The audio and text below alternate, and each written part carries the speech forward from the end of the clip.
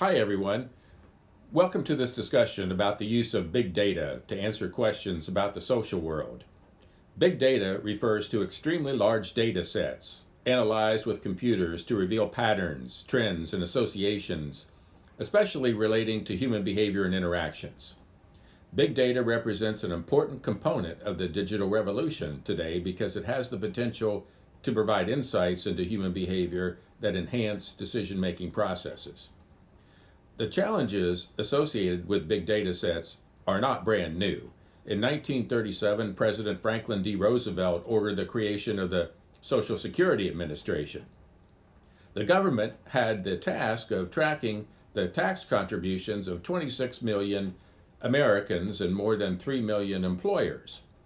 IBM got the contract to develop a punch card reading machine for this massive bookkeeping project.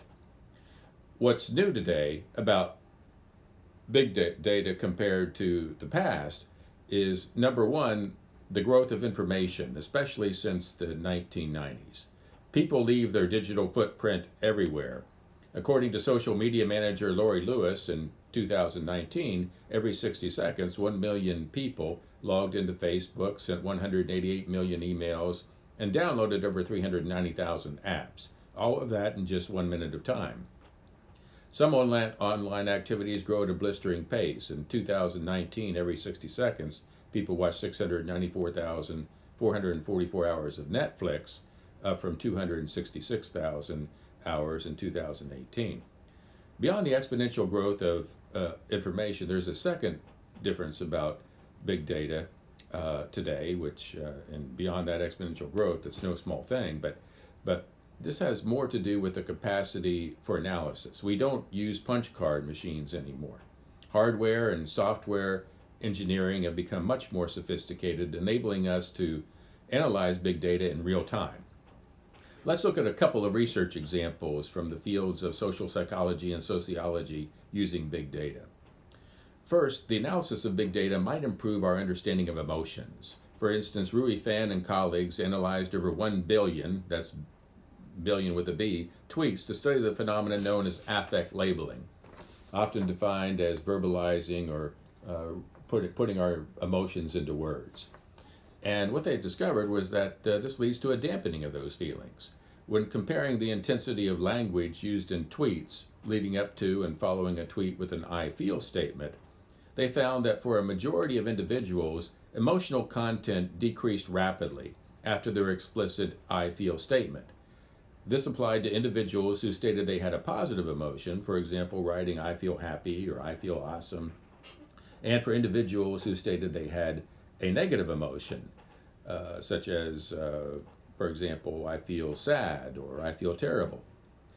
The picture that emerged was that both positive and negative emotions began ramping up prior to the act of labeling one's emotions, captured in the I feel tweet, and then rapidly calmed afterwards. Comparing genders, there was evidence that the calming power of labeling one's emotions was more striking for women than men, especially for negative emotions. Another intriguing but controversial example of using big data has been described by social scientist Robert Bond, who teamed up with Facebook to conduct a randomized experiment on the day of the 2010 congressional elections. For the experiment, the researchers randomly assigned 61 million Facebook users to one of three different groups: a social message group, an informational message group, or a control group. The social message group was shown a statement at the top of their news feed when they logged into Facebook, and this message encouraged the user to vote, provided a link to find local polling places, showed a clickable button reading I voted, showed a counter indicating how many other Facebook users had previously reported voting, and displayed up to 6 small randomly selected profile pictures of the user's Facebook friends who had already clicked the I voted button. The informational group, the second group, was shown the message, pull information, counter, and button, but they were not shown any faces of friends. The control group did not receive any message at the top of their news feed.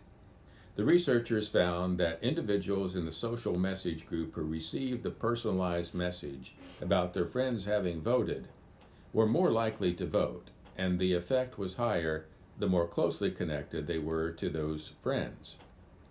They estimated that receiving this message brought 60,000 more voters to the polls in 2010. But should researchers conduct experiments that alter the behavior of thousands of people? One could argue that using social media to influence behavior is appropriate if it increases voter turnout because of the importance of voting in a democratic society. But how much privacy are we willing to give up for the public good? Who distinguishes between actions done for the public good and those done for the sake of self-interest? How much privacy are we willing to sacrifice for safety and security? For example, to what extent should we use big data to fight disease epidemics such as the coronavirus, even if it invades people's privacy? It seems possible that big data will become both a potential solution to and a source of some of our most important social problems.